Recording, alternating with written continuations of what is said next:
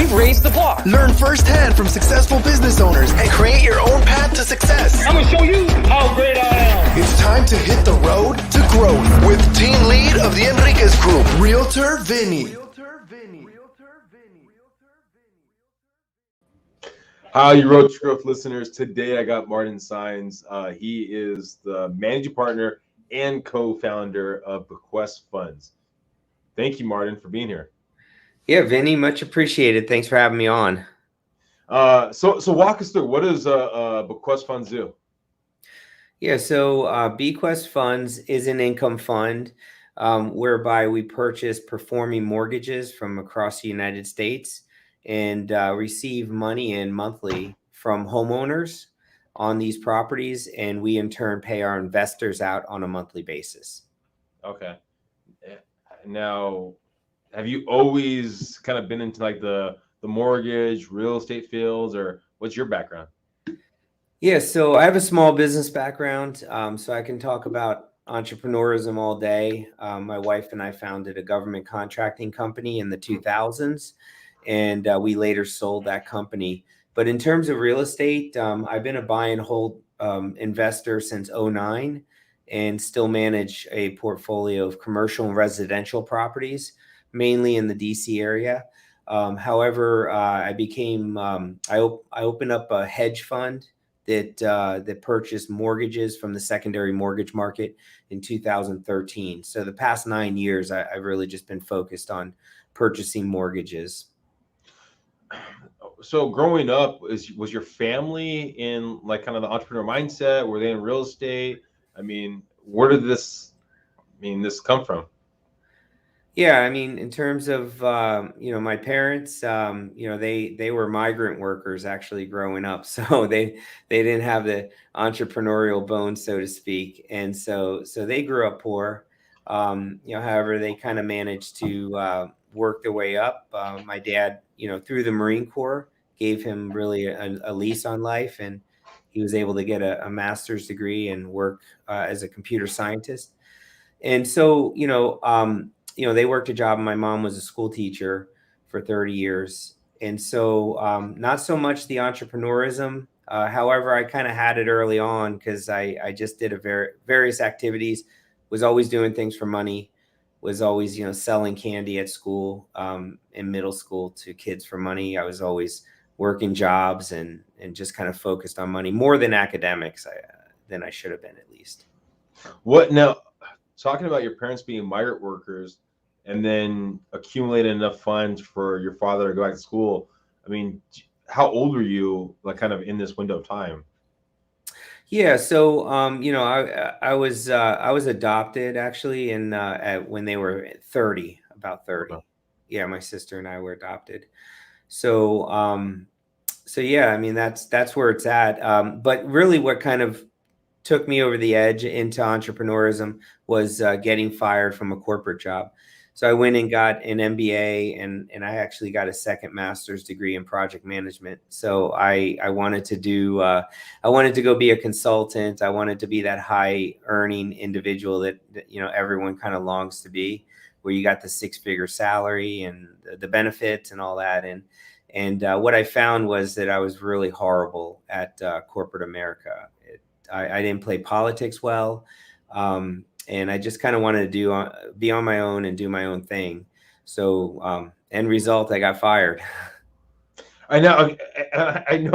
Yeah, I keep on charming back at your childhood and your parents. I mean, the reason why I do that is just the idea that, migrant workers there's usually, if your parents were in that field and doing that hard work, Mm-hmm. I usually hear from people that have had kind of a similar situation is they usually balance their kind of life compared to their parent and what they were able to kind of grow up with. Mm-hmm. And so that's kind of where I'm just trying to get to the mindset of it all. Yeah. At 30 years old, did your father already graduate from school? Did he walk you through kind of, hey, you know what, we had to do this, you have it so lucky? What kind of conversations were coming about? Well, I think, my parents, I remember, they would tell me about being in the fields without shoes on and it was freezing cold. and the field owners, you know, they would not pay them when money was due, and so all these kinds of horrific stories. But what I would say, and I think what where my parents kind of laid the most on me in terms of character and kind of, you know, how I developed, was my father, you know, joining the Marine Corps early at 21, and I'm sorry, at 18, and that really just kind of transformed him.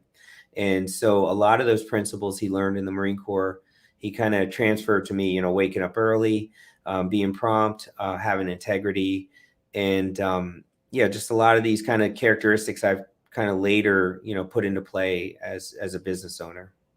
And then you talked about the idea at a young age that you were looking more at making money than probably schooling, right?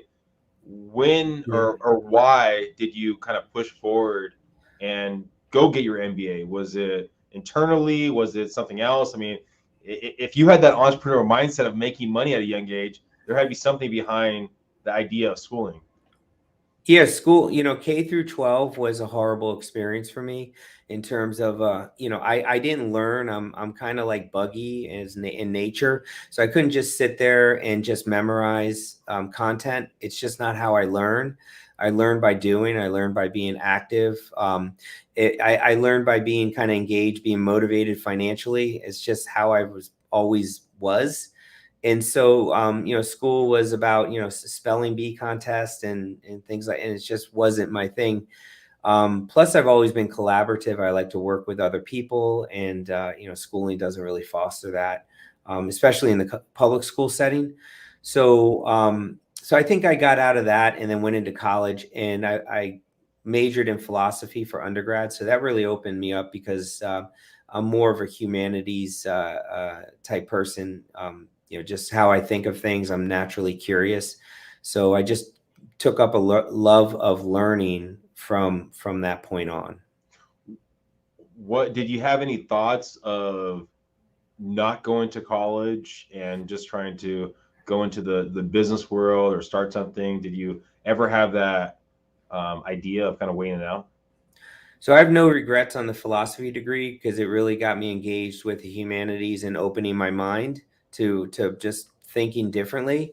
However, I do if I'm not one to regret, but I do wish that I didn't do my business degrees. I wish I would have just gone straight into business for myself, because I was feeling like I did have an entrepreneurial bone to me after getting the philosophy degree. And the philosophy degree was, you know, it's a very cruel world when you get one of those degrees. You know, the world kind of, the marketplace kind of sets you straight, so to speak, after you get that. So I should have just figured it out then in hindsight. Well, why did you go to college, to get a philosophy degree? I mean, why do you remember what the rationale behind it of going to college? Yeah, so I initially went there, and I did a dual major. I was majored in accounting and philosophy. So I figured, you know, philosophy was my love, and but it wasn't going to pay me any money, and accounting was going to pay the bills. I don't know, you know, that was the thought at the time for a 19-year-old kid. But what my philosophy professor told me early on, he said you're just going to drop accounting soon, because he, you know, he kind of figured, you know, what philosophy is just, you know, it's a total immersion, and I did that. I dropped accounting and just went straight with philosophy. Well, the question I'm getting to is, I mean, you didn't have to go to college, right? You didn't have to go to college. Yeah. And I think the way you're relaying it to me, it's a foregone conclusion. You were going to go to college. It's just a matter of figuring out what the degree was. So they're probably, and I actually had someone on the other day that talked about it. He was African American. He goes, his family looked at it the way it's a foregone conclusion you're going to go to college. And for him, it was fighting against the idea of being an entrepreneur and actually dropping out of college. But it was a foregone conclusion in his background that he had to go to college. That make sense? Yeah, it does. Yeah, understood. Yeah, I went through all 4 years because I just picked up a love of learning with, Okay. yeah, reading English literature and other kind of thought-provoking books. So, And so it was just a love of learning. so to go there initially to college was a foregone conclusion. You had to go to college. there was no way that you weren't going to go to college and go into the business world, correct? Yeah, I think I didn't have the thought that I would be in the business world with a philosophy degree. I figured I'd be in Well, no, I'm law. talking about even before that, before like when you Oh, graduated from high school, right? I mean, so you don't have to go to college after you graduate from high school, right? correct. Correct. Yeah. And so it sounds like it was you had no choice in the matter. You're going to college, right? It's Yeah. just a matter of what degree you're going to have, right? Yes, absolutely. Yes. Okay. Yes. Yep. Okay. So you basically had to choose what degree, and then once you actually chose the philosophy degree, you started finding a love for schooling and learning from there, correct? Yes, yes. Okay. However, I kind of view things differently at this point. So I have 4 children, and you know, there's always talks about 529 student programs and where you can kind of pay for college in advance and everything else. But I'm not an advocate for college like I was before. I Okay. think it's the child's choice, and I think college doesn't provide the value that it once did. If it ever did, maybe it was just in my mind. And Yeah. if someone wants to go out and start a business, you know, I'm going to be full blown support of that for the child. Yeah. I mean, I think the perception of college, I mean, even when you go to college can play a drastic effect on your life. I remember someone saying that if you go to college right after high school, you only retain about 20% of what you take away. But if you work and then go back to college, that percentage goes up fairly drastically. Yeah, anytime you're a little heavier weighted on the work side of things, then you're just more serious, or Yeah. you know, yeah. So you get your degree, you go into the world, and you start working out there. When did you actually start realizing that it's possible for you to invest in property? And um, was it the friends you're around? Was it a class you went to, or when did you start realizing it was possible for you to invest in properties? I think so I graduated college when I was in 1995. So this was a while ago. And so what I realized is that you know, people are not going to pay me based on my college degree or skills that I learned with philosophy, but they are going to pay me with moving my jawbone. And so I just learned that, hey, you know, I'm a pretty good talker. You know, I'm kind of I think I come off genuine to some extent, and people kind of like me for the most part. So I get along with people, and I know how to read people. So I think that's my biggest strength, is just knowing how to read people and kind of adjusting my approach accordingly. So I got a job as a mortgage loan officer, and so I got kind of my first dose of the mortgage industry / real estate industry with that job. So you're a mortgage lender, originator. You're working the files. How long after you got into that field did you actually look to purchase your own property? Or did you buy a property before you actually got into the field, or what did it look like? It was a while down the road because I didn't buy my first investment or first property till '06, and Oh then wow. I didn't buy my first investment property, which was a commercial building, until '09. Oh wow. So there was a good time where I figured, see, I was in mortgage loan officer, and I just thought like, oh, this is great, you know, and I just got a taste of the business community. And I said, let me go back for my MBA, because that's what, you know, when you're in the business world, it's always about the MBA. And you're like, you know, you think, oh, I'm going to get my MBA and I'm going to do double as good as I'm doing now, or something like that. It's gonna enhance whatever situation I'm in currently. And so I did. I got that, and then I managed the call center for Sears, and you know, I had 125 people under me, and it was just like hell on earth. I'd say it's probably the best way to put it. I hated every minute of it, and but I tried to be the corporate guy, and then you know, I mentioned what happened with that. So you were a mortgage originator for how many years? Do you remember? About 3 to 4 years. Okay. So mostly commission based. You might have had some kind of draw or something like that, right? Mhm. Okay, and then you go get your MBA, and then go into the corporate world. Now you have a steady paycheck, right? Yes. Yep. Okay. How did that feel to have that steady paycheck against basically commission base? Well, I was just broke all the time. I mean, when I did mortgage loan origination, Yeah, I was doing better financially, yeah, and so yeah, it's always better when more money's coming in. But then when you have a steady salary job, you know, you're broke all the time. I mean, that's it. Like the tax man takes, you know, 40%, and then you know, just everyone's just kind of picking off your paycheck bone, and there's not much left each and every time, and then you're waiting for a Christmas bonus that's only going to give you a few thousand. It's like, well, what are you going to do with that? And so yeah, I mean, I always like the situation where you know, I'm getting paid for the value that I'm bringing, Mm. and if no one's going to pay me for that, then I'll just pay myself, right? Start my own company. I mean, so I've had a lot of people on here that have been in the corporate world. They're getting that steady paycheck, right? And then they're transitioning either to basic commission based, starting their business, and now they only eat what they basically kill, right? Yeah. You already had a feel of that at a younger age, right? So you had a Yes. feel for a couple of years of how that felt. Most of the people I have on here that are in the corporate world, they're corporate world, and then when they transition over, it's basically brand new to them. So, and sometimes the unknown, you can kind of sell yourself, oh, this is going to be really great, it's really easy. Yet you knew that it's not going to be, it couldn't be all greener pastures. So how were you telling yourself, how were you setting yourself up for success when you did transition out? Transition out to entrepreneurism. Yeah. Well, I was fired. So I Oh, you're had, fired. Sorry about yeah, I that. was Yeah. fired. So it was, so my wife and I, we collectively said, you know, we can never do that again. I'm not built that way. We Yeah. need to do our own business.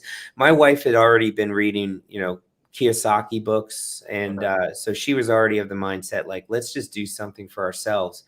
And the best thing that I've had in my life has been my wife, and she's been my rock, and she's encouraged me, given me encouragement and wisdom all along the way to just, you know, do for myself. And I can, you know, sky's the limit. And fear is the hardest thing, right? I think you talk to people enough, and you yourself, you know, are a business professional. It's like fear. People working corporate jobs that transition into entrepreneurism, you know, how much fear is you have in your heart is gonna determine, you know, likelihood of success. You know, how the road that you build for yourself to entrepreneurism, are you going to half step it? Are you going to totally immerse? Can you quit your job? You know, are you too fearful to quit your job and just start your own business the next day? You know, what would prevent you from doing that?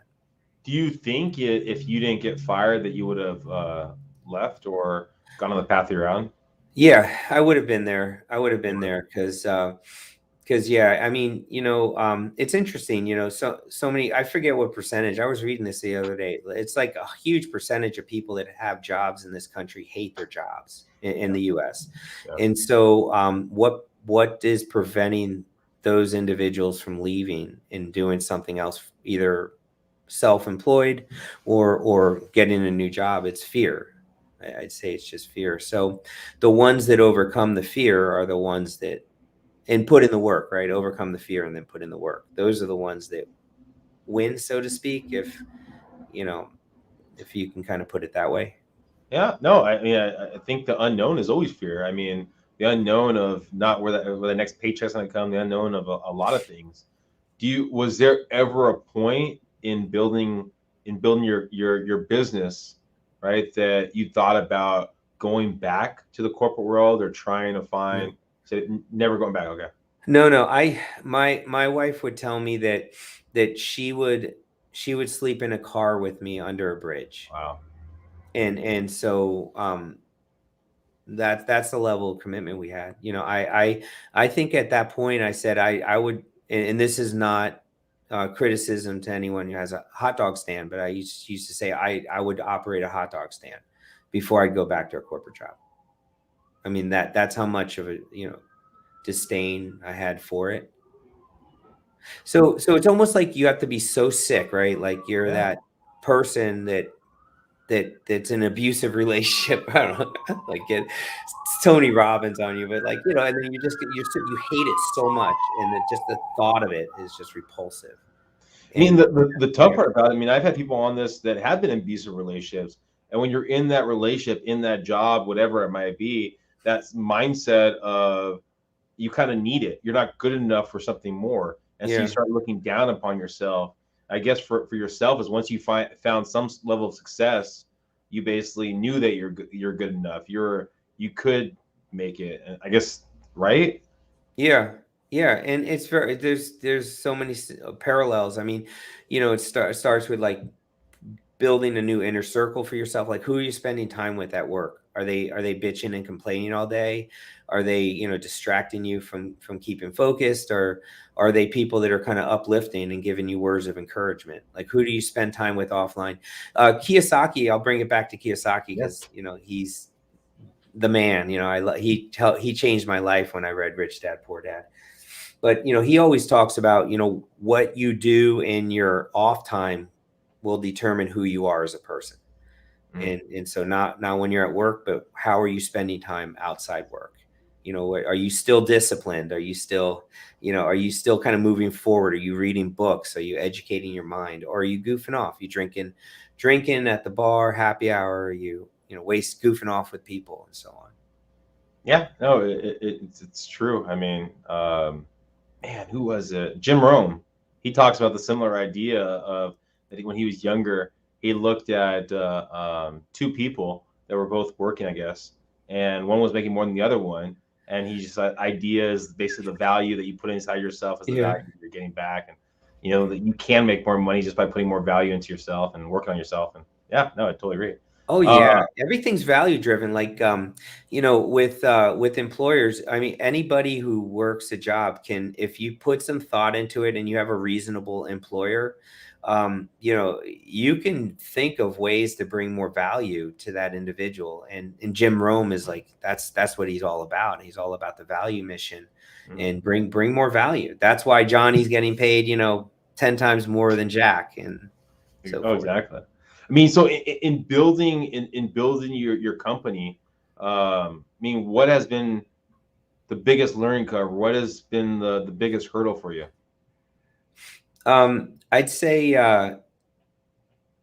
it's different now. Before, with the government contracting company, it was a blue collar workforce for the most part. We did a lot of museum exhibit work.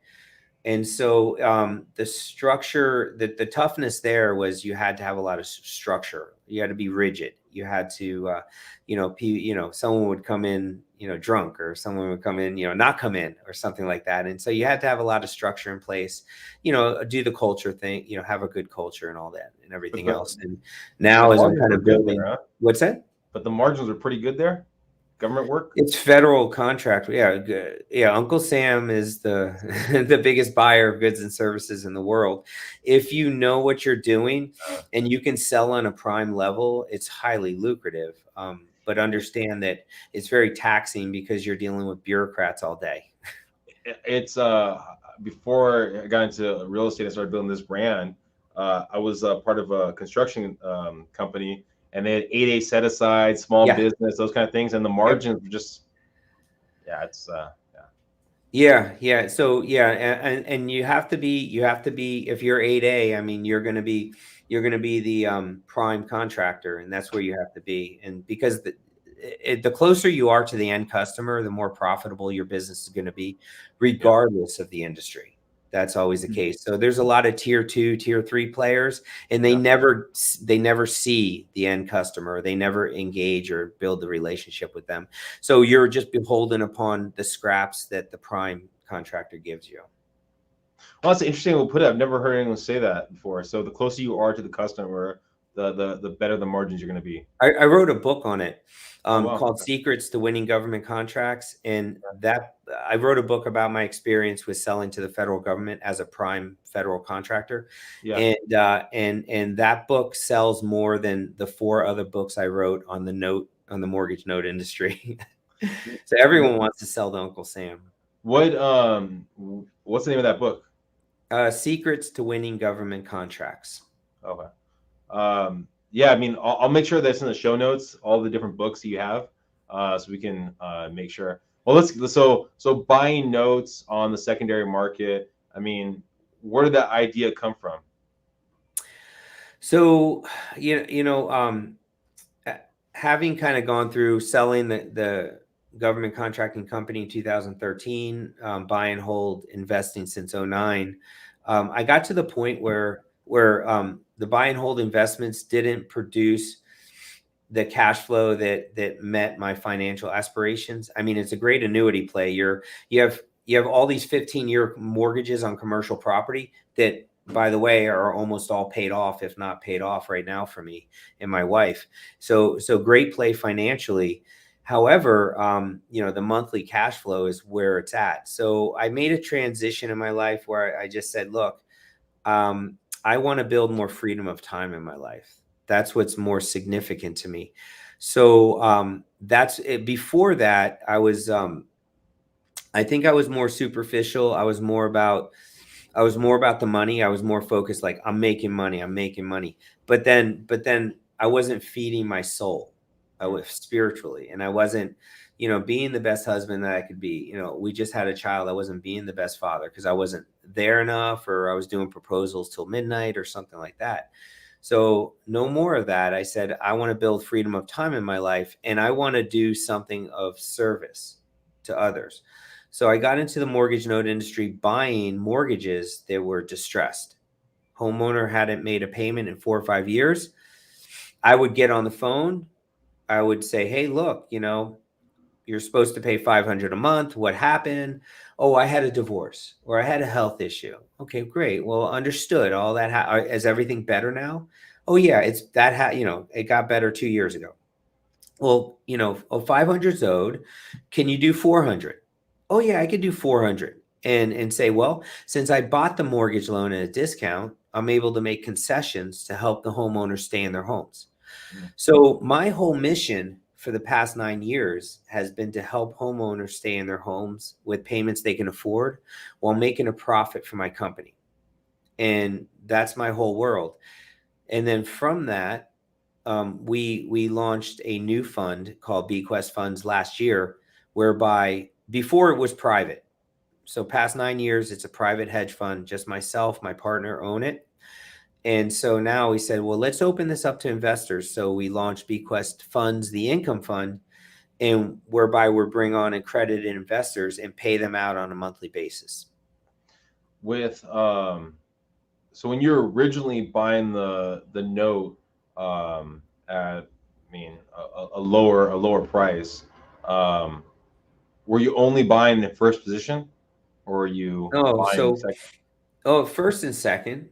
Oh, okay. And with more of a preference towards the second mortgages. Okay. So it's an interesting thing, right? Because you think there's more security in the first lien position, right? It's ahead of the junior lien. With that said, there's a saying in our industry, and that is seconds are first. And why that saying exists is because the senior lien mortgage opportunities that exist in the secondary mortgage market generally are tied to significantly lower fair market value properties.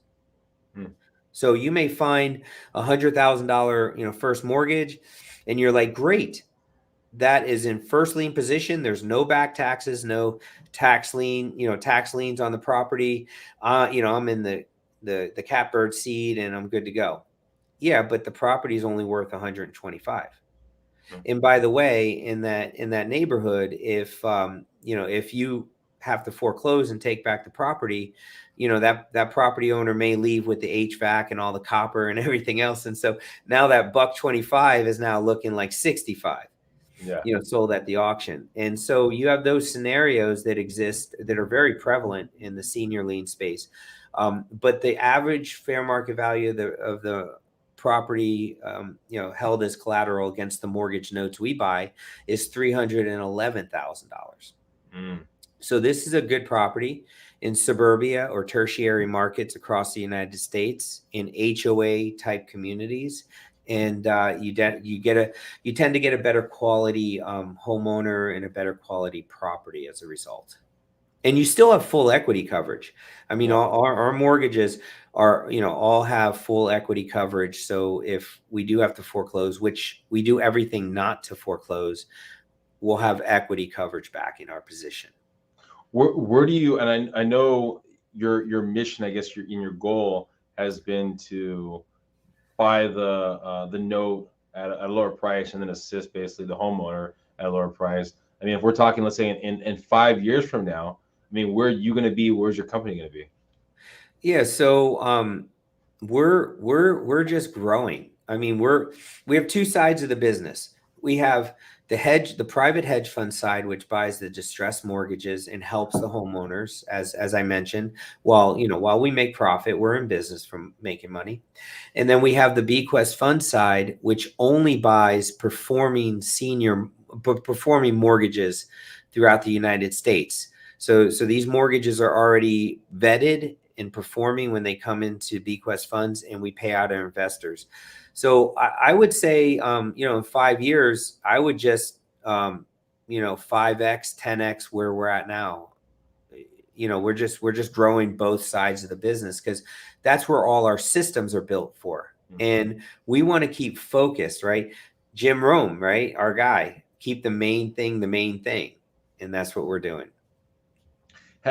I'm assuming you're all over the United States, correct? Correct. Okay. Has there been any kind of difficulty from one state to the next state based off of, the foreclosure process, anything like that, or has it been pretty easy to flow throughout the United States? Yeah, so we buy based on the property and just making sure that the property valuation comes in where we need it. We research the borrower and their ability to pay. So anything a traditional originating lending institution does, we do on the back end in the secondary space when we're vetting these mortgages. So we want to know, can the borrower pay, and what's the property look like, and do we have full equity coverage? So with that said, we will buy all throughout the United States. And what's interesting about that is that yes, there's some states that have longer lead times with foreclosure. There's some states that are non-judicial and quick to the punch. 60 days you're in and out. However, in our private hedge fund, this is recorded, right? Yeah. It's a private hedge fund where we only buy distressed mortgage debt. We foreclose less than 2% of the time. Oh, wow. A vast majority of the time, we are loan modifying, or we are getting paid off, or we are getting reinstatement. And that is attributed to our team and our culture, whereby we treat the homeowner with compassion. We treat them with transparency. We give them multiple options so they have ownership over the decision. We work with them. We review their financials. So we don't give them a plan that they cannot afford, because if they cannot afford it, guess what? They're not going to pay it. Yeah. And so our asset managers will treat you like family, and they build their mission is to build deep rooted relationships with the homeowners, because we view the homeowners as gold and as our customer base for our company. So if you do that, just think of that, right? Like that simple idea. I mean, tell like the airlines this, or something, like newsflash, like if you treat your customers like gold and you build a culture around treating your customers like gold, and where you're finding their needs and wants and you're attending to it. I mean, your sky's the limit for any business. If, let's say, someone's listening right now, they're looking to get into the real estate field. They're looking to get into basically buying notes, and I'm going to direct them to your book. And thank you. If the note investing books, not the government contract. Is there any kind of like nugget that you could maybe get them excited about your book? I know if they listen to the whole thing, there's going to be excitement already there. And is there any specific words of wisdom? Yeah, my books are written for the inner entrepreneur. They give you my systems. They give you what my day-to-day looks like. They give you, how to source deal flow, how to put together, a due diligence team so that you know what you're buying before you buy, and you can have an anticipated return on investment before you purchase. How to build that company culture we talked about with your asset management as you're doing portfolio management. So the book is very much, the books are very much how to, and that's just my style. There's very little fluff, I would say. Well, I'm going to finish it off with this question. I mean, are your parents still alive? Yes. Okay. How do they feel about all that you've accomplished? I mean, from all these years, what's their feedback? What's their idea? I mean, my guess is they probably didn't even think it was possible when you first started in this path, but.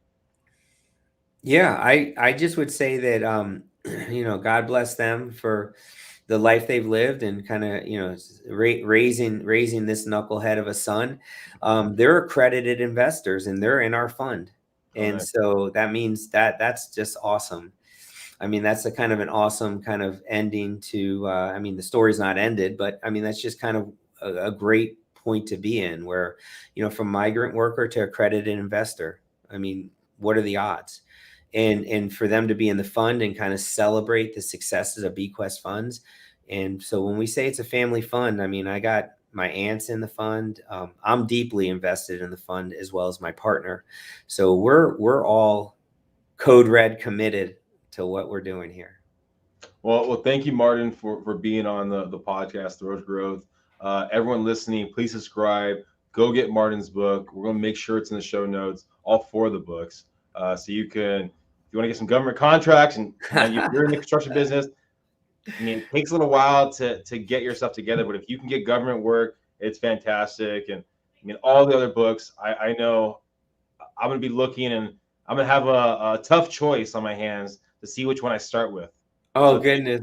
I'll give you a nugget on government contracting. Sure.